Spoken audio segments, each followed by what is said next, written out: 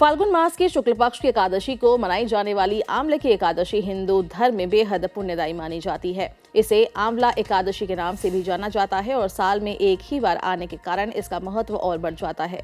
2026 में ये पावन तिथि 27 फरवरी यानी शुक्रवार के दिन पड़ेगी। मान्यता है कि इस दिन भगवान विष्णु की आराधना करने से जीवन में सुख समृद्धि आती है और अंत ही मोक्ष की प्राप्ति होती है। यही नहीं, इस दिन भगवान शिव और माता पार्वती की पूजा का भी विशेष महत्व बताया गया है।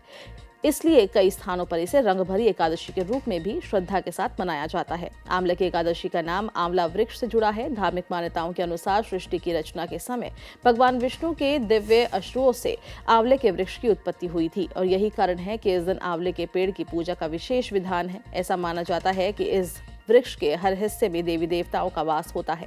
आंवले के पेड़ के नीचे बैठकर पूजा करने और भोजन करने से न केवल आध्यात्मिक पुण्य मिलता है बल्कि स्वास्थ्य लाभ भी प्राप्त होता है।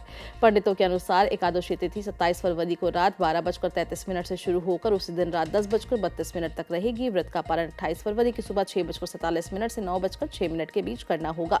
इस बार की आंवले की एकादशी और भी खास मानी जा रही है क्योंकि इस दिन सर्वार्थ सिद्धि योग, रवि योग, आयुष्मान योग और सौभाग्य योग जैसे 4 अत्यंत शुभ संयोग बन रहे हैं। इन योगों में किया गया जप, तप और दान कई गुना फलदायी माना जाता है।